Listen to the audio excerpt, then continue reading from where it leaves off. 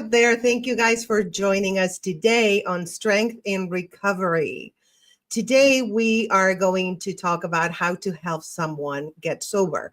Have you ever felt helpless, like watching someone you love struggle with addiction?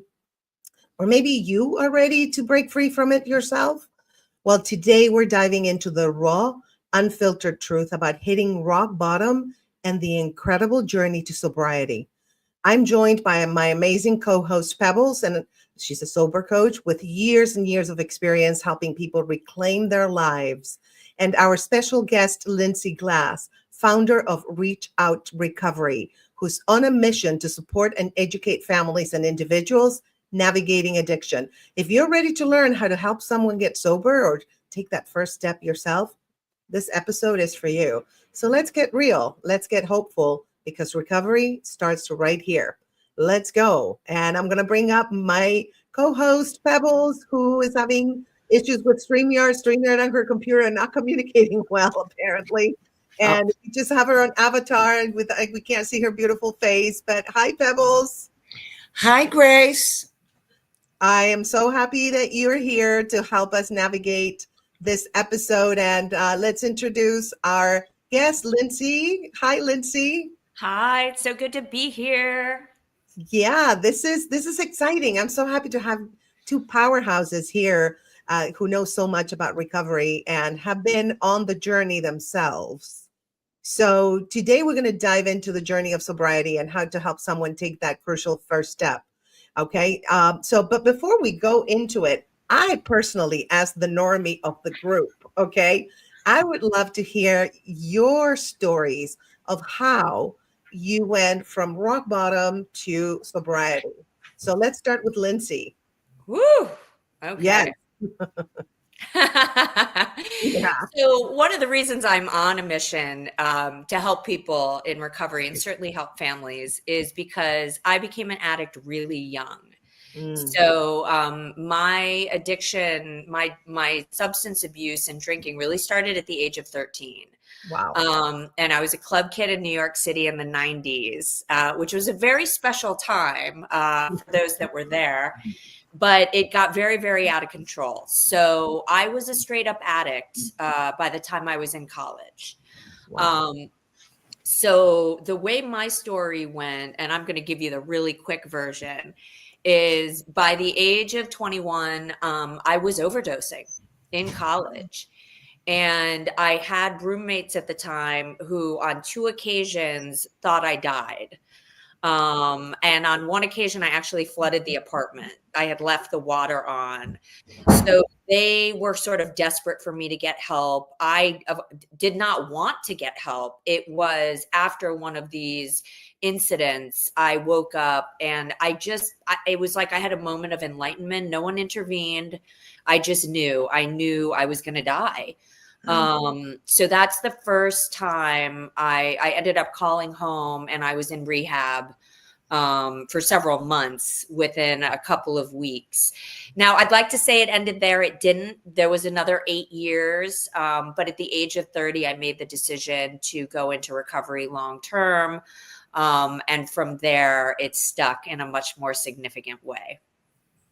Wow. What a story. Wow. 13. That's wow. Very early. Yes. I am so happy that you're well and sober and helping others. Thank you. Thank you. That's the best part of it. Right. Exactly. And I know Pebbles feels the same way. By the way, Pebbles, we can't see even the avatar right now. So can you change the camera to the other way that it was before so we can see you? Let me see if yes, there you go. Yes, keep it that way. Okay. So Pebbles, my co-host, my beautiful co-host that we can't see, and it's making me crazy. But she also has a story. And would you be able to tell us, Pebbles, like how your rock bottom to sobriety journey was? Sure. First of all, hi, Lindsey, and welcome. Hi. It's nice to meet you, another fellow AAer. Nice to meet you, Del. I'm glad you're here. I'm sure you're making a difference in a lot of women's lives. So thanks for being of service in the manner that we learn to be around here in order for us to stay sober. Okay. How did I hit bottom? I don't know. Very hard. I don't know. I don't think anybody comes here on a good day. You know, I'm blessed to have had a bottom, you know.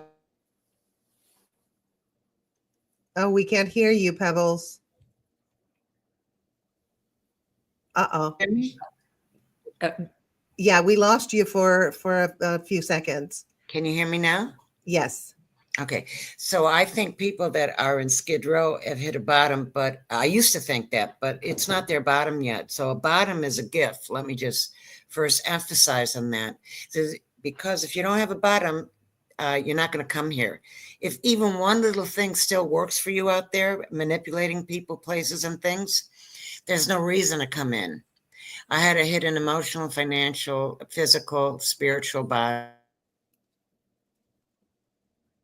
Again, we lost you, Pebbles. I don't know what's happening. Mm. Yeah, we lost you again. Oh, shoot. Let me. Well, keep talking because we can hear you now. Can you hear me now? Yes. Can you hear me now?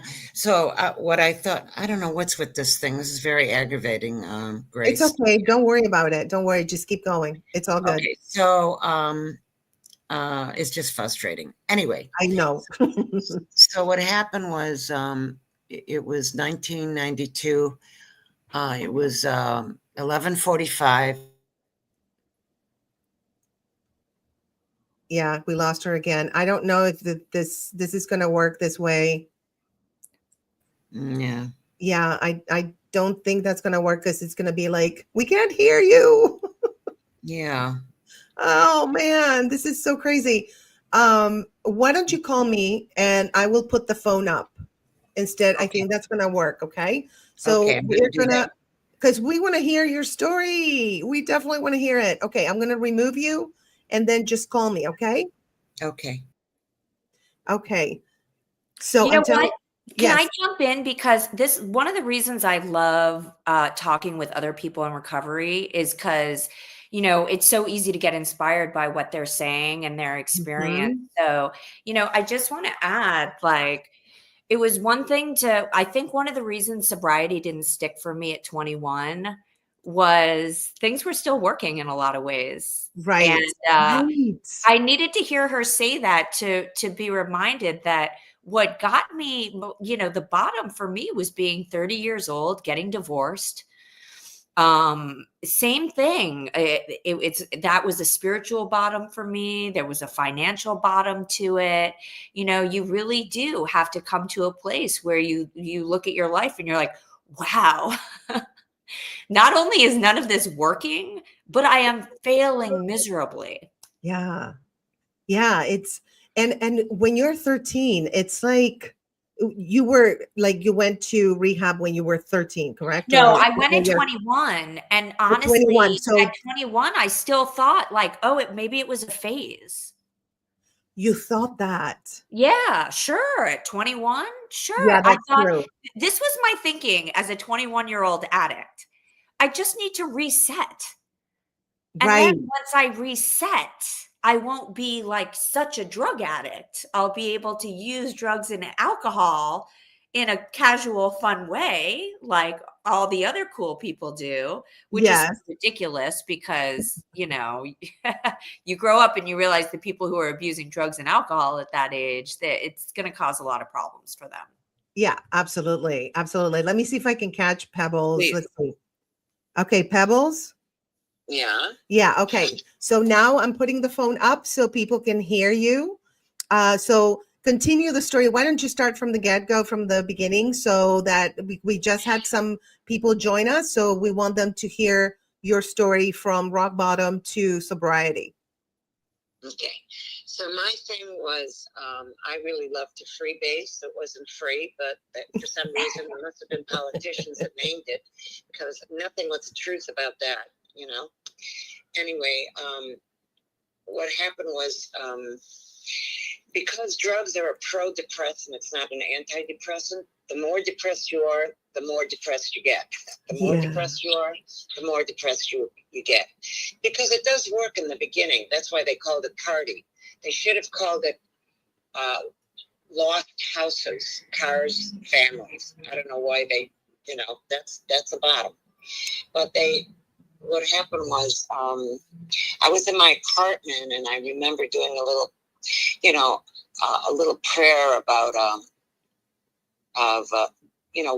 wanting to be here, but not knowing how to be here. Because Wow. I didn't have the vagina or balls to kill myself. Oh. And I didn't have the whatever to live. So my phone rang after I did that little prayer. And this guy that was opening up for me that particular night, I do comedy, and I was doing comedy. This was 32 years ago. Called and said, well, can we drive out together to this gig? And I had, what happened is I started hallucinating, and I used to have a lot of freckles. If you saw me, you'd see.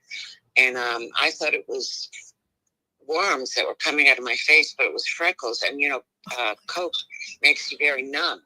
Okay, So- remember two things, Pebbles: unalive and white powder for YouTube guidelines. Analyze. Okay. Yes, and white powder. Analyze white powder. Yes. Okay. So I've done a lot of white powder. Analyze this.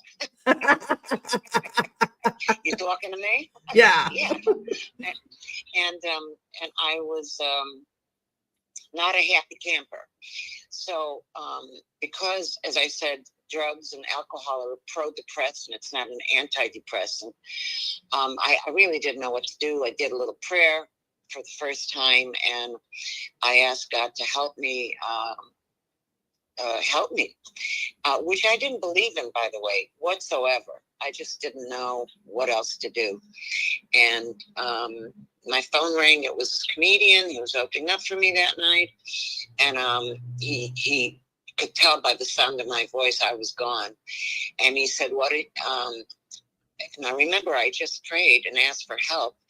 And I thought, if God works through people, maybe this is something I need to listen to and not shine on. Like I would dismiss everybody and everything before. And I thought, he said to me, why don't you call Alcoholics Anonymous? And I was really shocked because he didn't say to call suicide hotline, because I was really, what's that word? Wanting to unalive myself. Wanting to analyze myself. What a weird. I know, girl. Don't even. I know. So I wanted to analyze myself right out of this planet.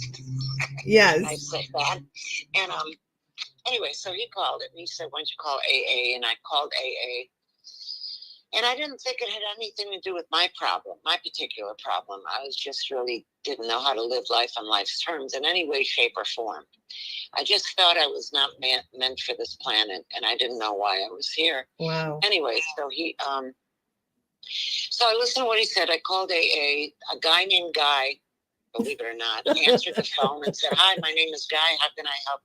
How can I help you? And God knew to put me with him because I had a very bad memory then, and I have a very bad memory now. But I remembered the name Guy because his name was Guy. Yeah. And he said there's this meeting at University Synagogue, and I went there, and it was like a Pacific group. I'd never been to a meeting with 3,000 people on a Wednesday night, and all of them looked happy, happy, happy. Like I looked miserable, and I thought I am definitely in the wrong place. I thought it was an Amway convention. I didn't know what it was. It didn't look like anything that I felt, to be honest with you. I don't know what But I listened to what he said because it was the last thing I asked, and the only thing I asked God was to help me. And maybe in a weird way, somehow, this is something that might work for me, even though none of it made sense. None of it made sense. And they told me to go to, 90 meetings in 90 days. I went to 3 meetings a day for 7 years. Because I was I was unemployable, and I would only get a telemarketing job like near where I worked, so I could have meetings to go to, so I could feel sane for at least for that hour. And I don't know. I just started the idea of analyzing. Actually, left my mind. Unaliving, not analyzing. Oh, Unalive. Unalive. Yes. Oh, unalive. Oh, I know. Grace, whatever you say, Dal, whatever they say, whatever it is. I'm just following the rules, girl. I know, and I want to follow the rules for you. So whatever Yes. I was thinking about being unalive left my mind. I was no longer, I realized after 90 days that I really wasn't depressed Nice. like I had been. I wasn't in that dark, pour me another drink place anymore.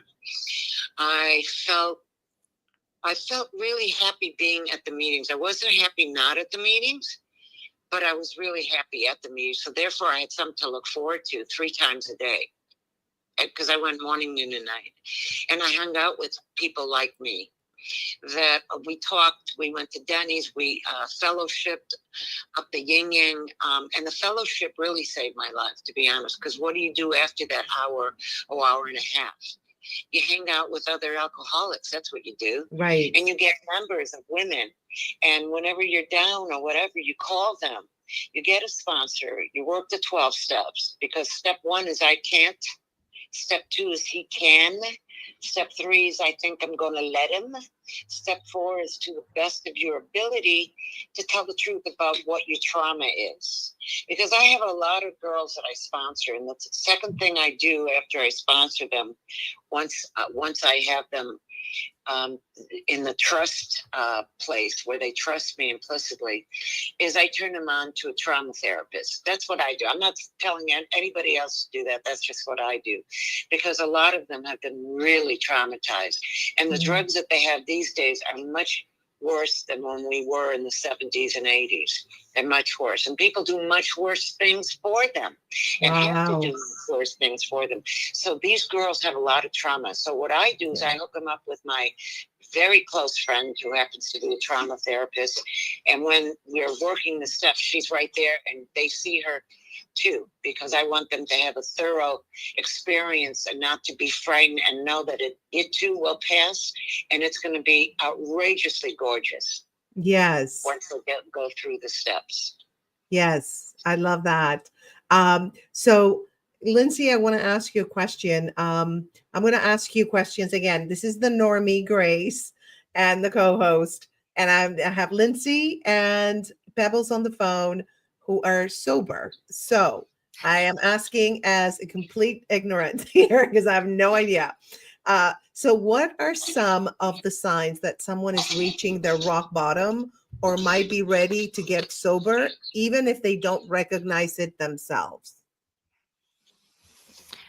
Ooh, well, I mean, you're definitely going to see a lot of spiraling in the lifestyle stuff. So generally when people are sort of getting to their end, and Pebbles, jump in at any point if you have anything to add, but I think you really start having trouble in your relationships, in your work, in your finances. Life really becomes unmanageable in every way.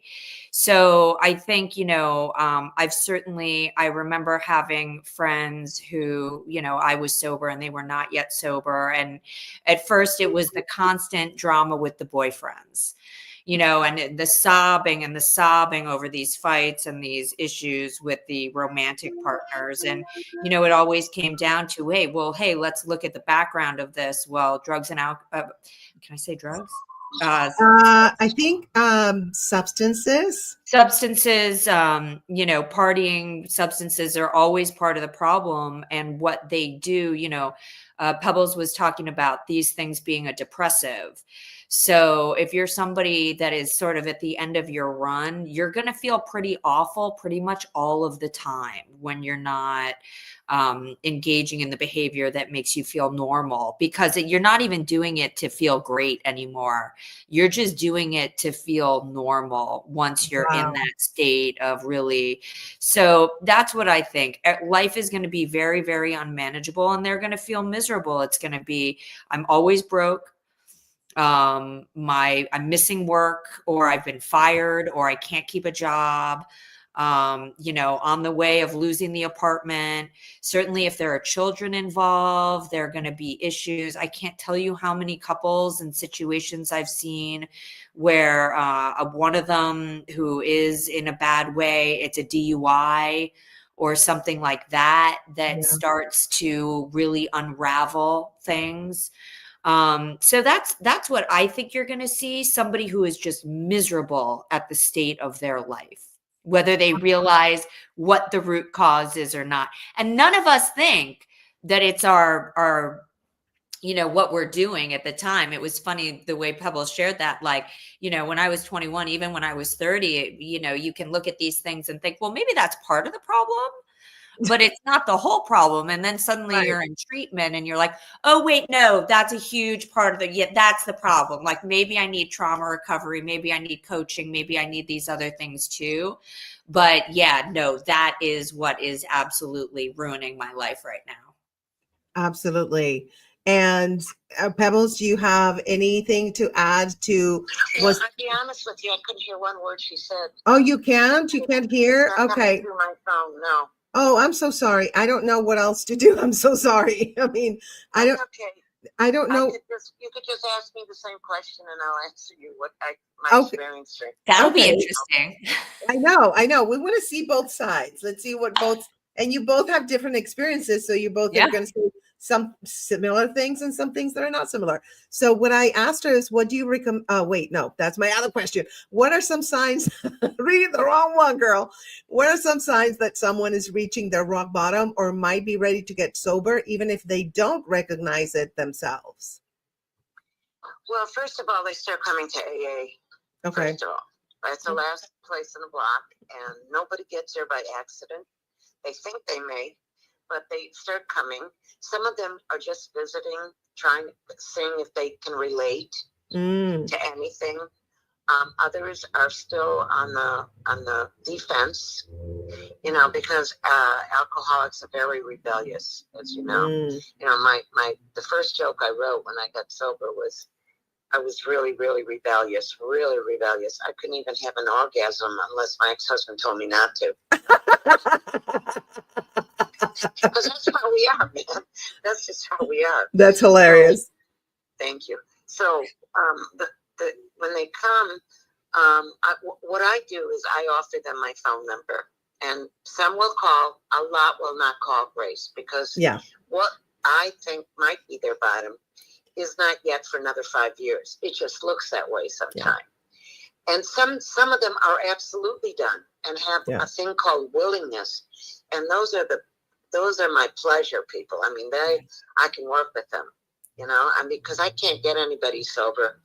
I could only be of service if they want what I got. If they don't, I understand.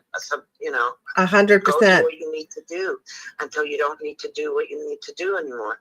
100%. Because if life is still working for them, there's no reason for them to come here.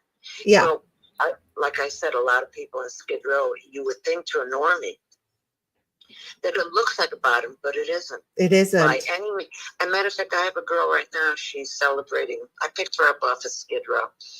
She finally came to me 2 years ago, and I met her 20 years ago. She called me.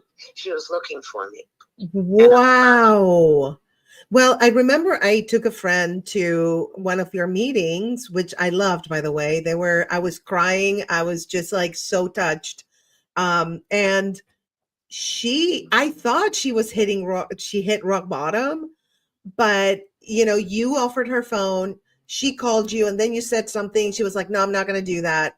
And now she's still, out there. And and it's like, I thought it was rock bottom. And I even told her, like, I think you're an alcoholic. Like, we were having dinner and she was telling me stories. I'm like, girl, I'm that friend, like, I think you're an alcoholic. And she was like, really? The friend I drink with all the time, she says we're not alcoholics. Duh. I was like, exactly. I know, that's so crazy. Well, the thing is, I was told this early on, and I'm not codependent like I used to be. That Yeah. people pleasing thing has left, but that takes years for that to leave. By Yeah. the way, it's not done even over 10 years. That takes a long, long time to really go away. So I was told, if you want to be sober, you're all my business. I'll do anything for you. If you're not interested in sobriety, you're not my business. Yeah. Because I got so many people that need me. I don't need to be with people that don't want this. It's okay. They'll want it eventually if they make it to the rooms. Absolutely. God will. Absolutely. And Lindsey, you let's see, can you hear I think I'm going to have you on speaker. I didn't have you on speaker before because I could hear some noises and the like it was messed up, but I'm going to keep you on speaker so you can hear Lindsey. So Lindsey, you know, Pebbles is the sober coach and she has her AA meetings. They're fantastic. I know that you have Reach Out Recovery. Can you tell us what that is, what kind of work that you do there, and how people can reach you if they want to get help? Absolutely. So Reach Out Recovery it's a website. So reachoutrecovery.com is my little small business that I have. And we were really we started as a recovery media business. So I'm a writer. My mom's a writer. We're family in recovery. And we started making documentaries because we really wanted to educate people on recovery and that recovery was possible. And this was, 14 years ago, kind of before it even got chic. So the website over the years has really grown into a bit of a monster. We have 1,600 original articles on behavioral health, recovery, relationships. And where the company has moved that is so exciting is I did follow in my mom's footsteps and we started writing books. So what has come together is we have a line of recovery books. If you go to the shop, they're in there. And basically, there they are. So we have a 12-step coloring book. We have a teen guide to health. We actually have a book that was published through a big publisher this year called the Mother-Daughter Relationship Makeover. And basically what we do is we write curriculums and lesson plans that go with these books. So starting in 2025, for the first time, we will be teaching these books through seminars and classes. Yeah, there is a lot of stuff in there. Wow, I know. I'm like, where does it end? It doesn't end. It's amazing. So, what you can see is we are content monsters. Yes. We built a business doing journal prompts. So what we realized is it's not enough to just write the book. We want to take you through the book so that you have your own experience with it. So we went off and got certified this year so that we could start coaching. And so that's what we're going to be doing this year. Like, definitely come check out the website, sign up for our newsletter. But if you are interested, you can join one of our groups. And what I think is the most exciting thing that we've ever done, I'm going to hold the book up. So we wrote a book called The Mother-Daughter Relationship Makeover. This was in Oprah's book club this year. So Oprah said, read this book if you don't get along with your mom. We got great reviews. Therapist recommended. It went into therapeutic book club. So basically what we're doing is we're writing a companion guide, and I am going to be training the trainers. So if you are a mental health professional or coach of any kind, and you say, you know what, I want to learn the 4-step process and own the workbook so I can bring this into my practice and offer this to my clients, you will come, you will take my class. And for whatever magical price we decide to offer it, I will teach you how to teach this, and you will walk away with a free download of the workbook so that you can now have this in your practice and say you were trained by the authors. And I have to say, like, the reviews say it all. We wrote the book not just to be about us, but to take everything we went through and show you how to do it too. We want you to walk away with a transformative experience. So that's what we're going to be doing. I have a teen mental health program and I have a mother-daughter program, and we can coach it to people and we can coach it to trainers. And that's what we're going to be working on. You guys are doing amazing work, and I love the content because I'm also a content queen. So I know you are. You know, and you do the best kind. I need some tips on the video and the social. You're on it. Oh, Incredible. girl, I can definitely help you with that. I'd be happy to help you. Yes. But no, you guys are doing amazing work, and I absolutely love that. And you guys can contact them. It's reachoutrecovery.com. Yes. And it's right there and on your headline at the bottom. So reachoutrecovery.com. And you guys were actually, you and your mom were on my other podcast, Relationship Coaching Live, talking about the mother-daughter relationship. So if you guys want to click that, I'm going to put that video at the end of this video. So you can, you know, if you just want to listen up to here, you can like fast forward and go to the end and click that and watch. That was a great, great interview with you and your mom. Mm-hmm. You guys were so cute sitting together. Like, are we centered? You guys were adorable. So let me put her again, because I have to like put her on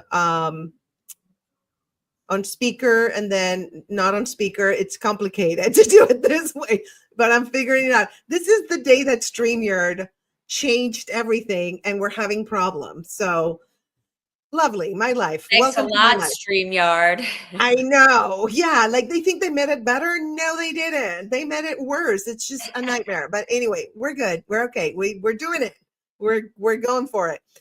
So let's see. Okay, this is for both of us. Why don't you answer first, Pebbles?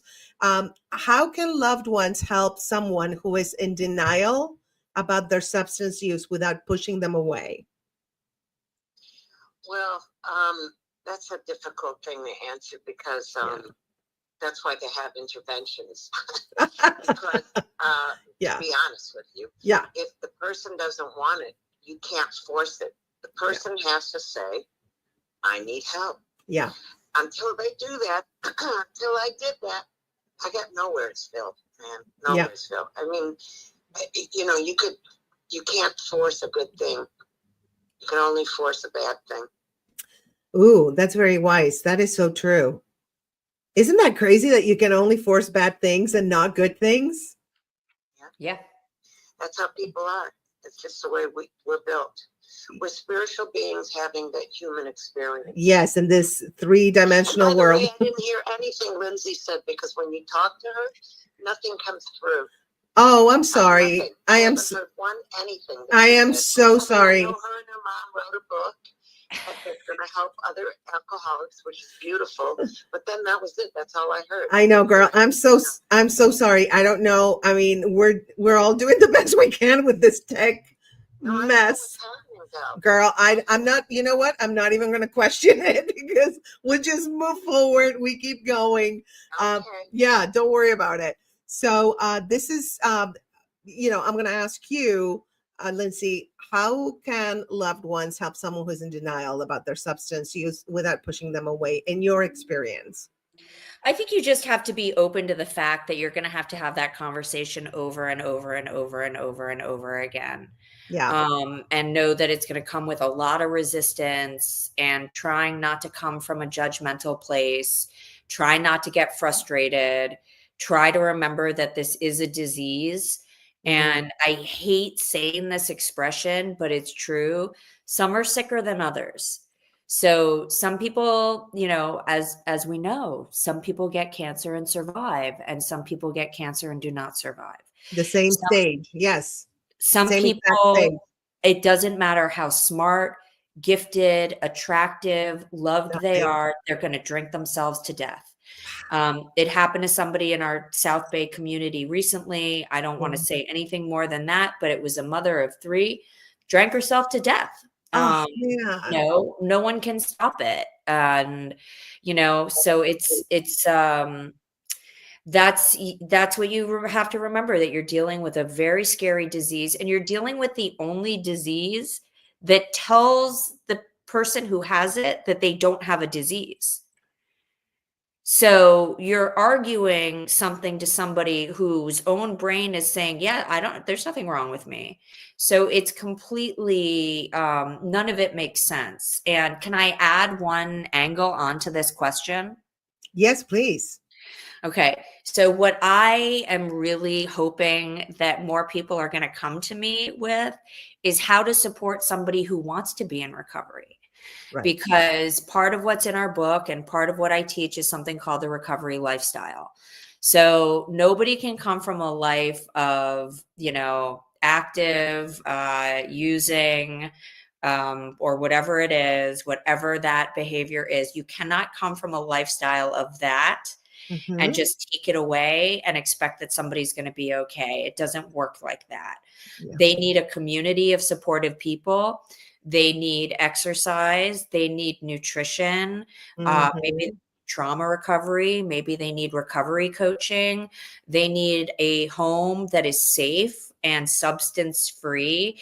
One of the things my mother did was my mom actually got sober after her children did. Wow. So, and when I came home at 21, she was still throwing martini parties. And you know what? I didn't stay sober. Right, of course. She'll say now, having a sober home is really important for, having a sober child. So, in the same way Pebbles was saying, the first thing I want my sponsees to look at is trauma. The first thing I want people who I work with is to look at their physical health. I love that because that's tangible. Absolutely. Yes. It's like having cancer. It's like, that's tangible. You have an MRI, you see the tumors. It's like, okay, I don't feel like I have cancer, but I do have cancer. But in case of, when you're not sober, you can't really see, you can deny, you can say, well, my stomach hurts because I ate pizza. You know what I mean? Right. Or like I'm getting bigger, I have a belly because it's cortisol. Right. You can excuse everything. There's no tangible, but I love that. I think that's brilliant. Because recovery is hard. It's hard physically, it's hard emotionally, it's hard mentally. You need to be in good shape to go down this road. You need to not be filling yourself with other poisons that are going to make this harder, not easier. It's funny you say that because I always tell people, make sure that if you're going to get cancer, make sure you're healthy. Because that's right. To endure chemo, radiation, surgery, you have to be strong. If you're weak, you might not make it through. Right. So it's the same. And I compared, and I was telling Pebbles when I went to her meeting, I was really touched. And I also saw cancer as alcoholism. They're both diseases. And it's just, cancer is more tangible than alcoholism. But they're both kind of like, they resemble, like everything that people were saying. It's just, it totally resonated with my cancer journey. And it's just, and the people there, like, Pebbles was saying, it's like, they're all so happy and like, they're happy to be there and to be alive. And that's so beautiful. It's so inspiring. I might just go to another one just because I just loved being in that energy. And you were saying, Lindsey, like how important community is, right? And can you talk about why a support network is so critical for someone starting their sobriety journey? Absolutely, because when you walk into a meeting, and I'll talk about Alcoholics Anonymous because that's what I have experience with. There is joy in those rooms, and people are laughing. And if you talk to a bunch of, forgive me, normies, and you're telling about whatever the stories are, the drunk driving, the kids being taken away, they're going to look at you and they're like, yeah, I know. I know. Go into a room of Alcoholics Anonymous. They're like, so I got arrested on the border and I had whatever. And then this happened. Everyone's like, yeah, woo. Hilarious. People who not only understand it, but they support you and they want you to get better. And you go from, being in an environment where maybe you're the black sheep, or maybe you're the scapegoat, or maybe you're so ashamed of who you've been and in your family and your life. And then suddenly you're in this room of people and you get 30 days and everyone's like, yes, you're amazing. And, Yes. it's everything is about changing your point of view, right? Yes. So if you're gonna take away the thing you love most, you got to replace it with people and places and things that are going to give you that same kind of dopamine rush. And it's just so important to have people who understand. Absolutely. It's same with the cancer community, Yeah. because we go through so many experiences that are like, you feel like you're the only one going through it. You're very Yeah. popular. I can hear it. I you know what? I thought I turned it off. I didn't. It's okay. Sorry. I do that sometimes, and sometimes I have marketers and stuff, and it rings on my computer also disconnected. I'm like, oh, stop. I forgot to. I know. But those ding, ding, dings, they're not as annoying as like the ones that my phone is literally ringing on my computer. So, Yeah, that's the worst. That is the worst, actually. Yeah. yeah. So I was saying, like, with the cancer thing, it's, only other cancer survivors or patients can understand, because you feel like, I felt like I'm the only one going through this, and I knew I wasn't, but you feel like, do you feel that also when you're in this journey? Oh, totally. And the one of the greatest parts of sponsorship, and that's when somebody actually who has some time in recovery takes you through the program, is, you come in and you think you're the only one that's done these things. Yeah. And there's a sponsor joke. And I'm going to tell my sponsor joke, because this kind of encapsulates a lot of what the program is about. So when you're doing the steps, there's something called a 4th step and a 5th step. And in your 4th step, you kind of write down everything that you've done and that you have resentments about and things that have happened to you. It's really serious. Yeah. And it can be very intense. And then in your 5th step, you tell your sponsor. And your sponsor goes through it with you. So in the joke, the guy's doing his 5th step with his sponsor, and he gets to a certain line and he goes, yeah, so I'm wondering how to say this on this channel. So I had sex with a chicken. And Oh my, at least it wasn't a butterball turkey. Like, well, there you go. And the sponsor's like, yeah, all right. And the sponsor goes, did you hear me? I said I had sex with a chicken. Yeah. And the sponsor's like, yeah, man, I heard you. And the sponsor's like, yeah. No, wait. I want to make sure you understand what I said. I just told you that I had sex with a chicken. And the sponsor's like, yeah, man, I heard you. And the sponsor's like, I don't get it. Like, why aren't you more upset? And the sponsor goes, well, did your chicken die? So the sponsor done it too. He survived it. Yeah. So basically, not only had the sponsor done it too, but the sponsor had done it and it was a worse result. So that's the whole point. Yeah, that's the whole point, is you come in and you think you're the only one that these things have happened to, or you're the only one that's ever done this. And then you're working with other people in recovery and they're like, I can top that. Let me tell you about the 90s. Let me tell you about that trip to Tijuana. Those were the days, yes.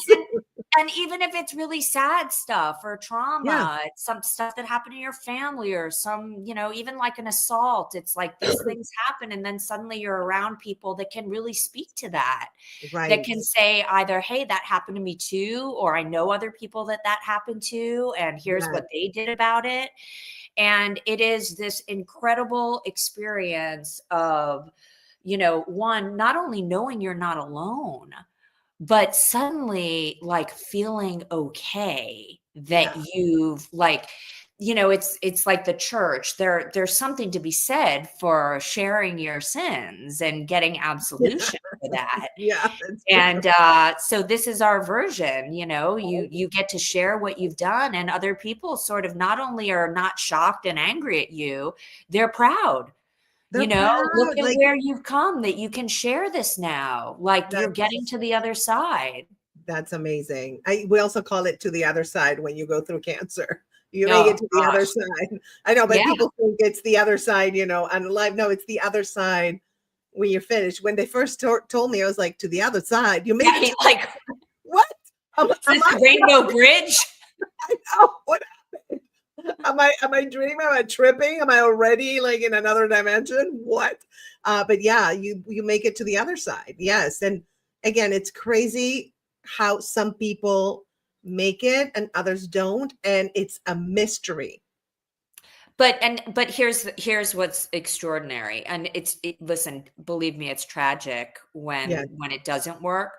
But what the miracle and the magic is when somebody you sponsored or I sponsored then starts sponsoring somebody else, and then they're getting that self-esteem, and they're looking at some person going ha ha ha ha ha, and the student has become the teacher. Yeah. And that's that's kind of the magic of the community. Yeah. Absolutely. Okay, I'm sorry. I have allergies. So I'm like, and I had my fan going, so now I'm like, so sorry. I apologize. Pebbles, are you there? Can you hear me? Yeah. Okay, cool. So now I have a question for you. As the normie of the group, so as a sober coach, how does your approach differ from traditional therapy or rehab programs? Well, it's not that different. But as a sober coach, I'm like a divine babysitter. I Ah, took the meeting. I hang with them when their heads are alone, when they're not in a meeting. Most of them don't want to go to a meeting. yeah. I rather sponsor than sober coach any day, which is why I have a lot of sponsees. I've sober coached the best as far as, top of the line people to Skid Row people, whatever. Yes. The difference is they have to be babysat, darling. I see. Very high-end babysitter. That's what I call myself. If you want me to be really honest, I do everything that they all do, except I don't give them. I don't prescribe anything for them. Right. A lot of people that hire sober coaches, it seems just want to break from themselves for a while. Yeah. And then they go back to themselves.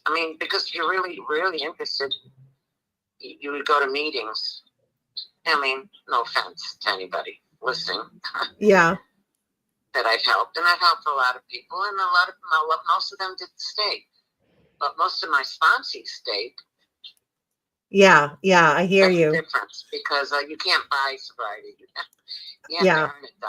Yeah, and I know that you have told me that some famous people, very like A-listers, have approached you and offered a lot of money, but you were like, they're not ready, so you didn't take them on. Correcto. Yeah. So you're the real deal. Yes, I am. I know. That's why you're here. I am, and I wouldn't have it any other way. 100%. Because being authentic. That's one thing you learn in recovery, is to be who you are. Yeah. And to be who you're not. You don't have to be who you're not anymore. That's gone. With many 4 steps and being of service to people, all the trauma drama splits. Yeah. Eventually. And I'm not saying that I don't have thoughts. I have thoughts sometimes, they come in, but they're just for seconds, where they used to be for hours and days. And wow. They leave. Yeah. They come, they leave. It's just thoughts. You don't have to act on your thoughts. I give all my sponsors permission not to act on their thoughts. Absolutely. It's going to come, and then it's going to split. Absolutely. It's going to go. And that leads me to the next question. How important is it to identify triggers, and what advice would you give to someone struggling to manage them? Well, are you asking me? Yes. No, I'm asking you. You're still on. Okay. So, what I do is I watch people very carefully. Yeah.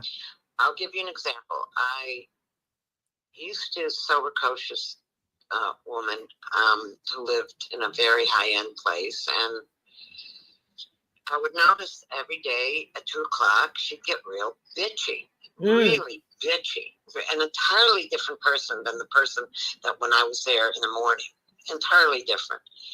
And I said, what is up with you at 2:00? Yeah. Because I would notice, I didn't say anything for a month and a half. I just wanted to see if it was real or if it was just one bad day or one bad week.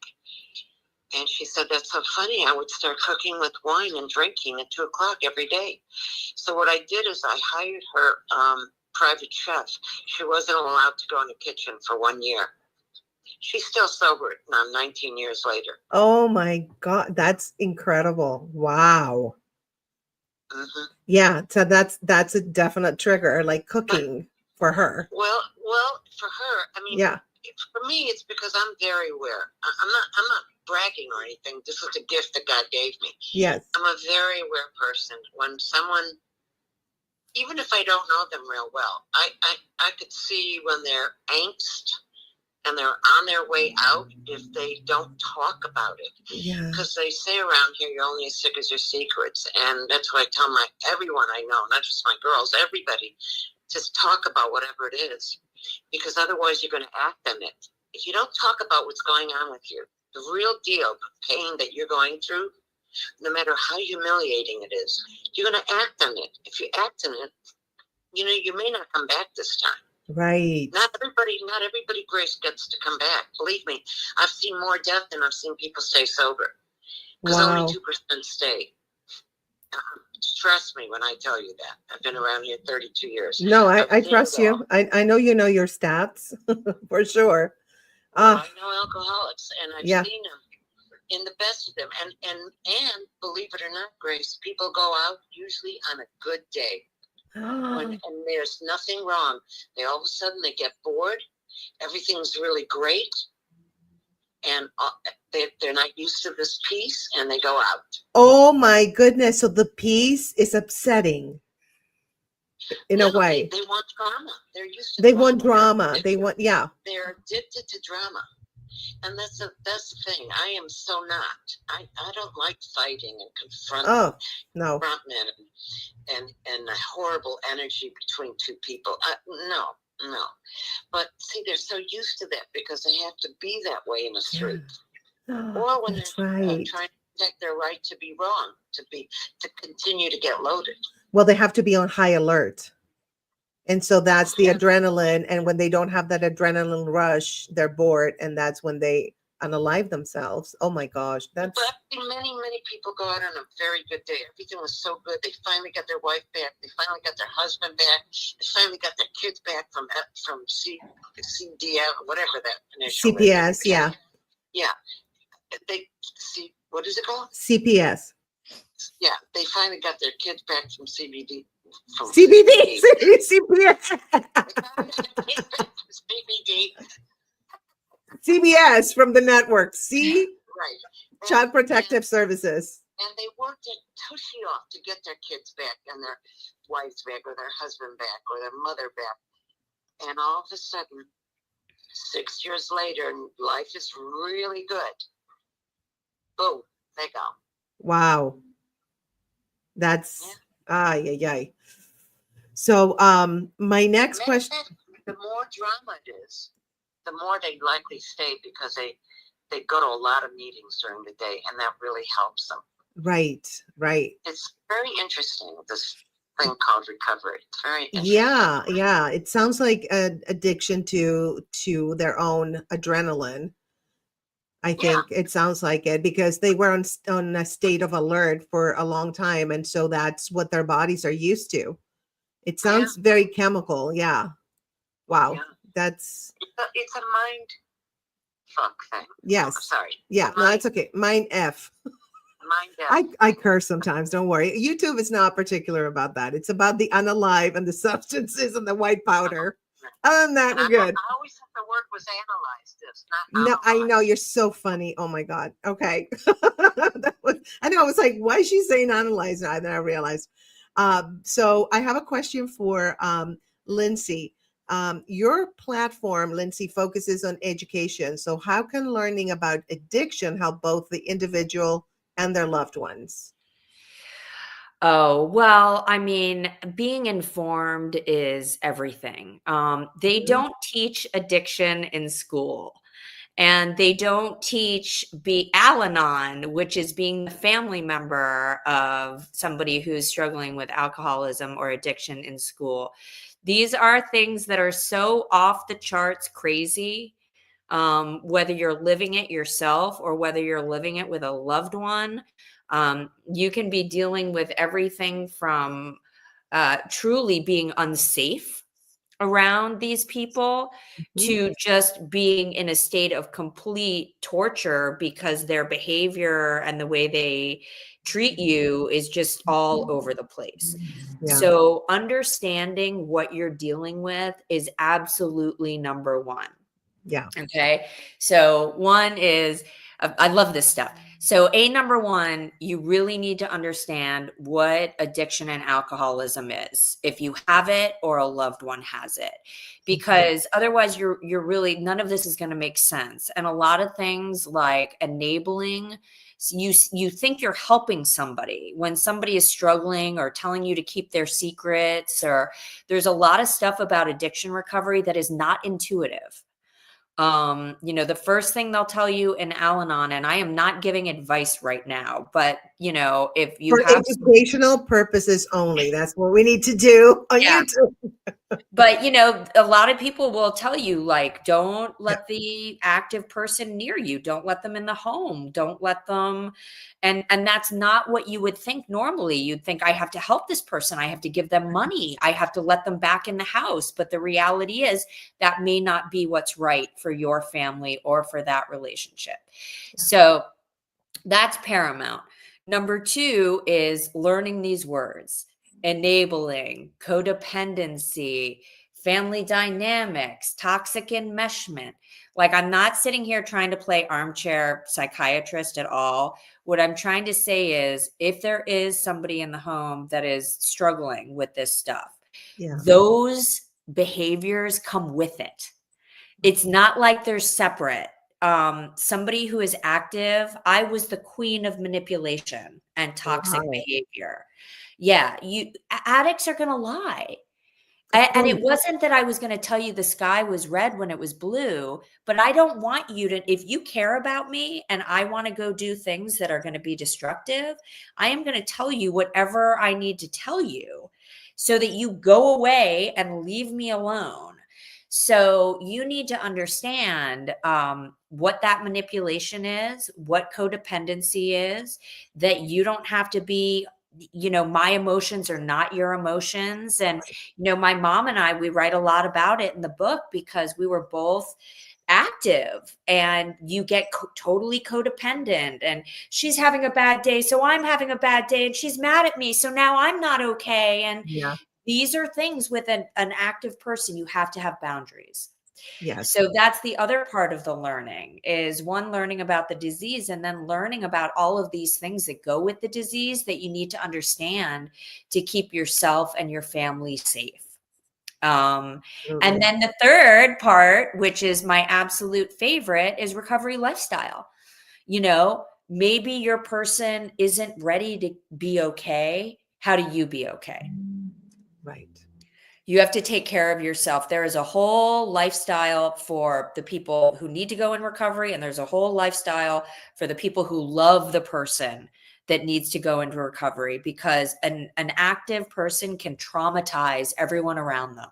And Absolutely. those people need love and nurturing and support too. So Yeah. yes, learning about all of this is going to be the first defense. It's also going to help you figure out what you need, because maybe you need a recovery coach. Maybe you need a psychiatrist and you're realizing you need medication. Maybe you need somebody to come in and help you with whatever it is, lifestyle. So yes, all of this learning can help you figure out what you need to do to be okay. Absolutely. I love that answer. Great answer. Thank you. Pebbles, I know it's like from video to phone. Pebbles, are you still there? Yeah. Okay. I have a question for you. Do you have a mantra or piece of advice you share with every client that helps them stay motivated? Mm. Do I have a mantra? Like, or a piece of advice that you share with every client that helps them stay motivated? Yeah, to keep, first of all, to keep going meetings, because meetings make winners and winners make meetings. Yes. That's number one. Because just because you're having a good day, for alcoholics, they're very sensitive. The next minute could be, life happens for everybody, not just addicts, alcoholics. It happens for normies. I mean, things happen. Yeah. Unwelcome things happen. And so just, but they say around here, there's no big deals. Whatever it is that's happening, it too will pass. And that's what I always tell all of them. Yeah. Whatever's going on with you, it too will pass, the good, the bad, and the different. It all passes. So not to act in it and to pick up that 500-pound phone and call someone and talk about what's happening with you. Yeah. Emotionally. It's extremely important. Absolutely. Yeah. I remember. It's extremely important. I said many things to them, but in a nutshell, that's another one. You know Okay. what I mean? Okay, that's great. That's great. By the way, if you're doing stuff, I can hear all the pots and pans or whatever it is. Oh, sorry. No, I know. Sorry, but I can hear everything because the Oh, phone. because you were talking to Lindsey for so long. I know. You're like, I'm gonna cook me You some got busy. No, I'm cooking a brisket. Ooh, nice. I'm coming over. I know. So now, Lindsey, what message do you hope people to take away from Reach Out Recovery? Wow, I got to distill it down to one message. I would say this. One, you really have to have hope that if things aren't the way you want them to be right now, whether it's with somebody you care about, whether it's yourself, you need to have hope that things can be different. Yeah. And you need to really understand that this is a process. And what I really care very deeply about is that people understand that this is not, and I don't say this to scare people. Yeah. Recovery takes work, it takes time, it takes patience, but it's so worth it.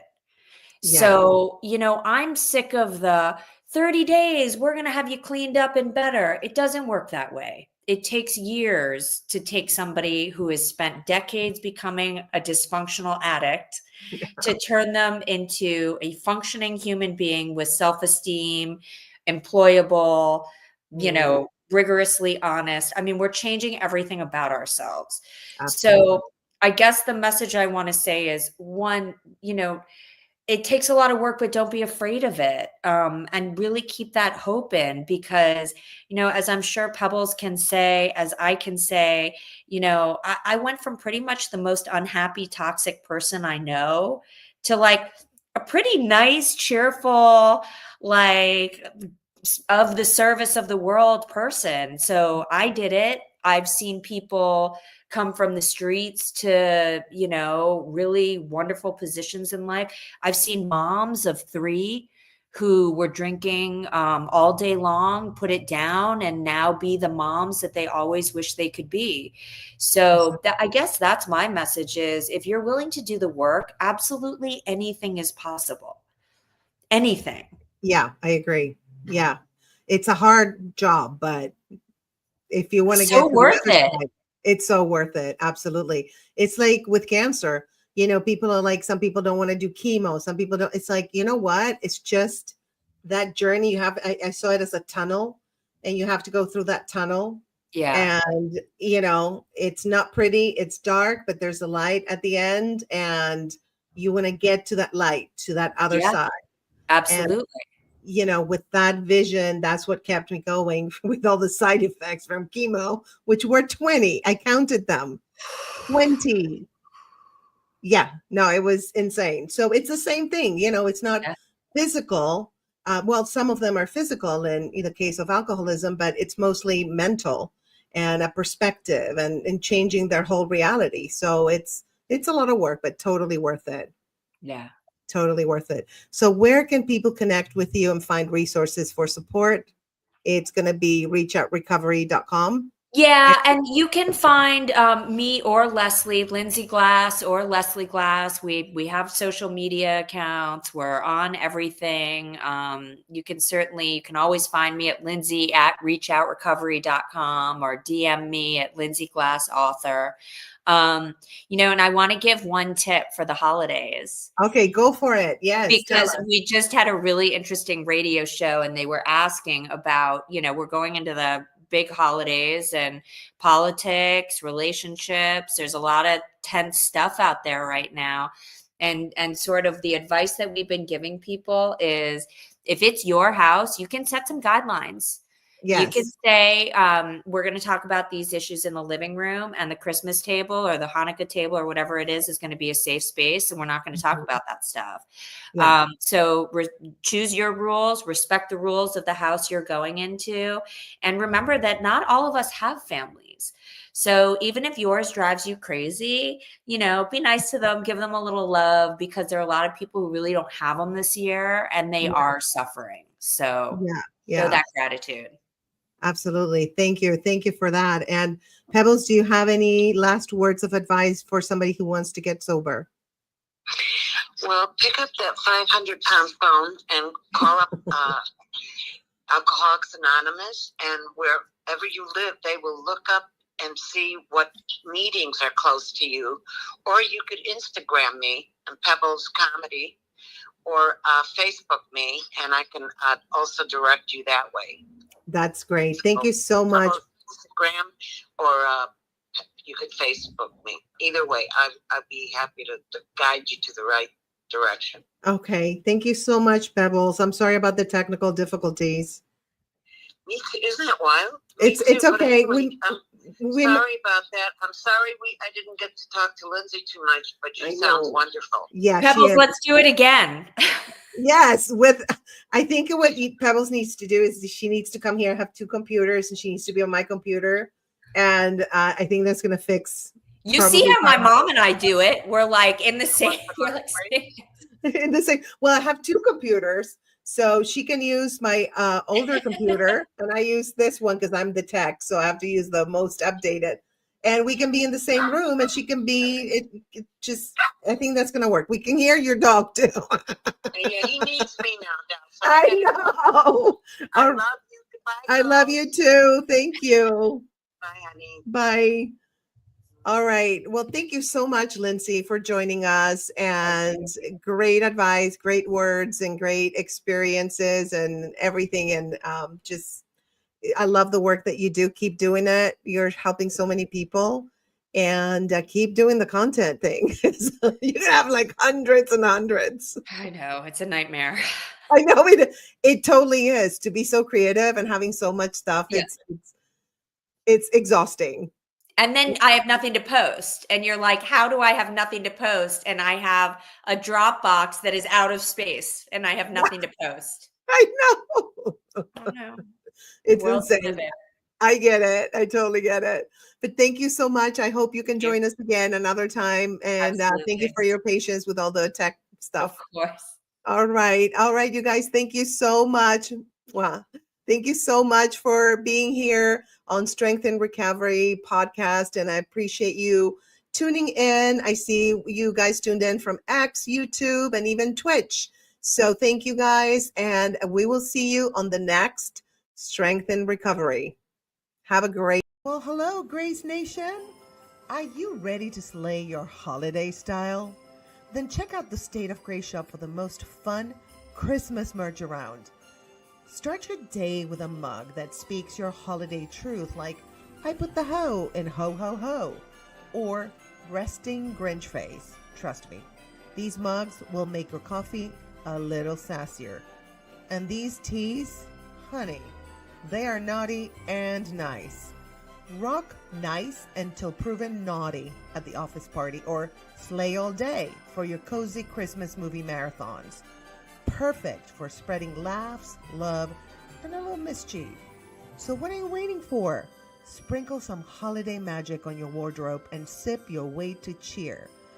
Head to thestateofgrayshop.com and grab your mugs and teas before Santa takes them all. Shop now, because these goodies are definitely on the nice list.